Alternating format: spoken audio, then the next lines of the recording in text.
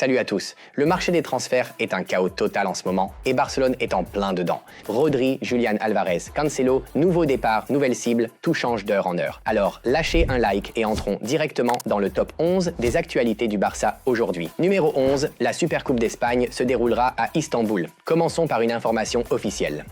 La Supercoupe d'Espagne 2027 se jouera à Istanbul du 2 au 7 février. Barcelone affrontera l'Atlético Madrid en demi-finale, tandis que le Real Madrid sera opposé à la Real Sociedad. Tous les matchs se joueront au stade olympique Atatürk après que le tournoi a été déplacé d'Arabie Saoudite en raison de la Coupe d'Asie. Et si le Barça et le Real gagnent tous les deux, nous pourrions avoir un nouveau Clasico en finale. Numéro 10, Axel Forte se prépare à un départ définitif. Ensuite, Axel Forte.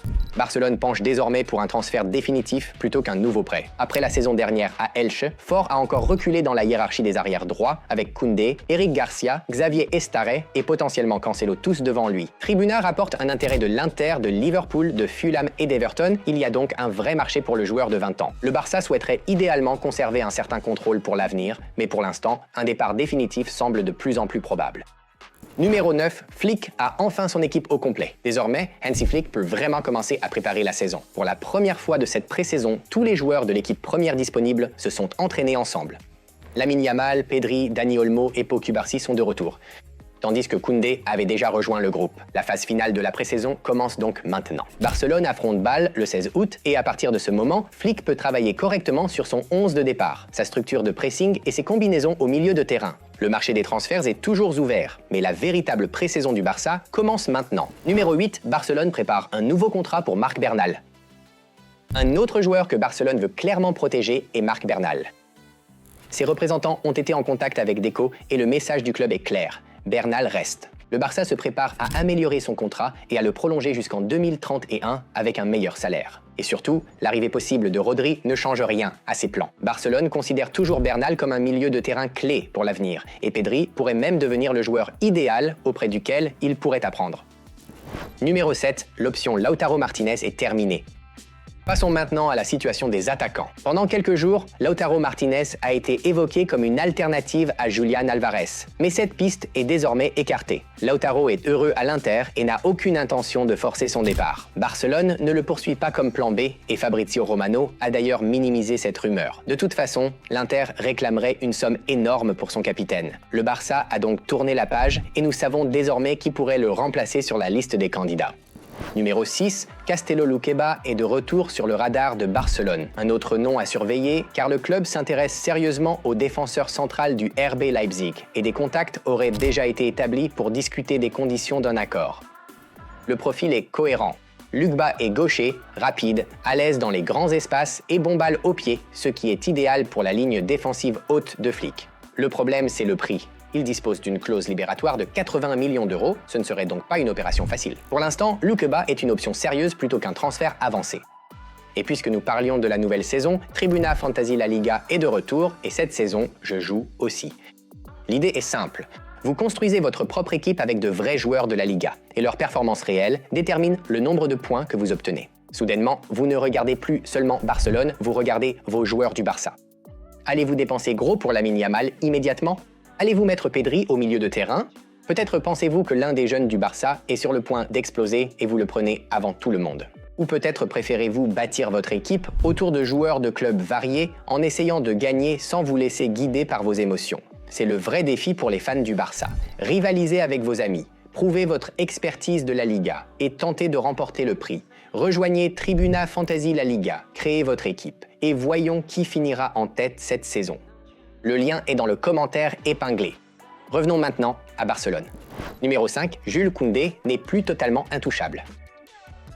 Cette situation devient de plus en plus intéressante. Jules Koundé veut rester, Flick l'apprécie toujours, et Barcelone ne le pousse pas vers la sortie. Mais Koundé n'est plus totalement intouchable. Le Barça est prêt à écouter les offres sérieuses, Arsenal faisant partie des clubs qui le surveillent. Son agent a également été aperçu au centre d'entraînement cette semaine, ce qui alimente les spéculations. La raison est simple, Koundé pourrait rapporter gros et le Barça a des alternatives à droite avec Eric Garcia, Xavier Estar et potentiellement Cancelo. Ils n'ont pas besoin de vendre, mais si une offre énorme arrive, ils l'étudieront.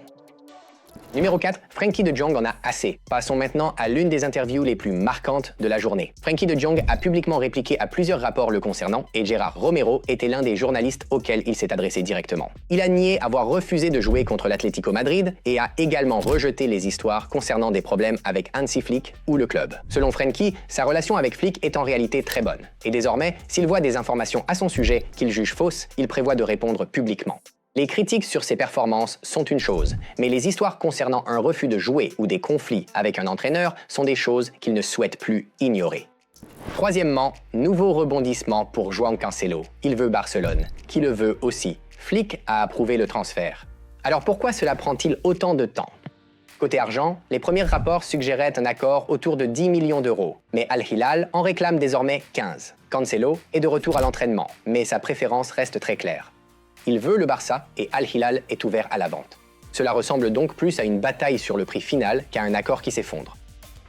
Numéro 2, Luis Suarez est désormais le véritable plan B. Et non, pas ce Luis Suarez-là. Barcelone a présélectionné l'attaquant colombien du Sporting CP, Luis Suarez, comme alternative possible si le transfert de Julián Álvarez échoue. Le joueur de 28 ans a déjà reçu l'approbation de Hansi Flick après avoir marqué 28 buts en championnat et 38 toutes compétitions confondues la saison dernière. La Cadena SR affirme que le Barça s'est renseigné sur sa situation, bien qu'il n'y ait pas encore de discussion entre clubs, car Julián reste la priorité.